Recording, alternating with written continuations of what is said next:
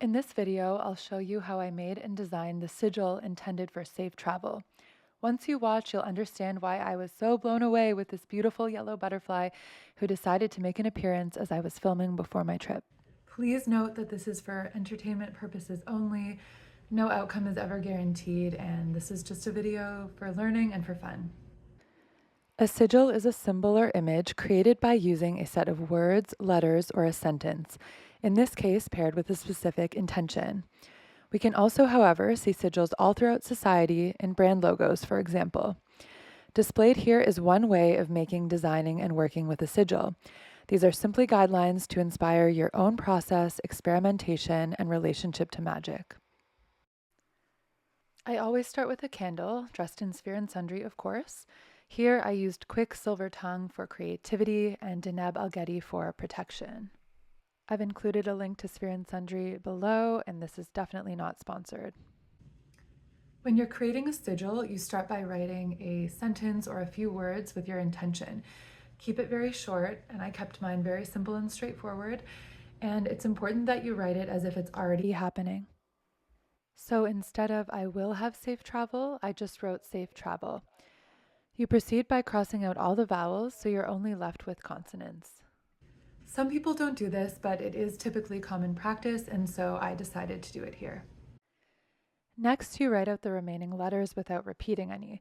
So if your sentence has 3 T's, for example, you don't need to write that 3 times, just include one. Inspired by the letters that are remaining, you start to freehand draw some sort of image or symbol. And you can do this many times, building off of itself, making a rendition. You don't want the final sigil to clearly and literally resemble the letters in full, so you don't want it to be particularly obvious that this symbol came from a sentence.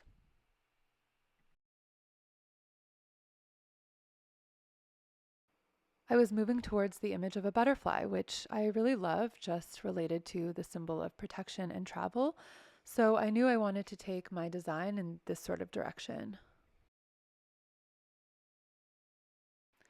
As I was playing around with this butterfly image, you can see that I was really getting into my head. I was overthinking, I was way less in the flow. So keeping this in mind, I decided to use it as inspiration and start on a fresh sheet of paper. You can see now that I'm being way more led by my hand, and I started really liking what I was coming up with here.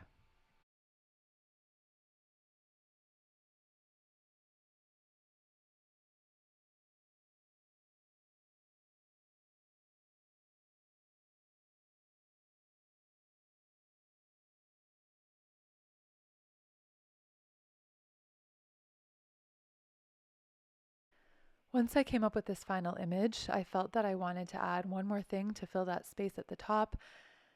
I went to different symbols I love, stars, hearts, spirals, and ended up deciding the spiral was perfect for what I wanted, but it also could have been nice as is. I proceeded to draw my safe travel sigil on a piece of paper. You can cut around it to reduce the page and put it in your wallet or bag and keep it as you travel. I decided to take it one step further and embroider it onto a piece of linen, which you can of course go ahead and do, although absolutely unnecessary. You can also paint it, draw it, or keep it as a simple scribble. It does not have to be anything fancy. And here it is.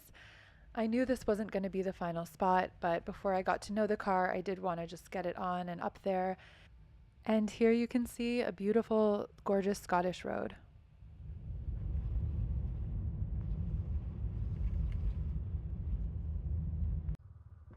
I decided that the final spot was right here behind me, and it really was the perfect place to put it.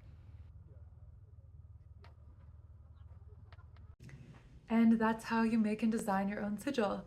It's really fun, and it's really cool when you start to experiment with different intentions, see how things go, how you feel with your designs. Like I said in the video, don't overthink it. If you do, feel free to step away like I did. Some people end up actually burning their sigils, so it essentially goes into their consciousness and they're not directly thinking about it anymore.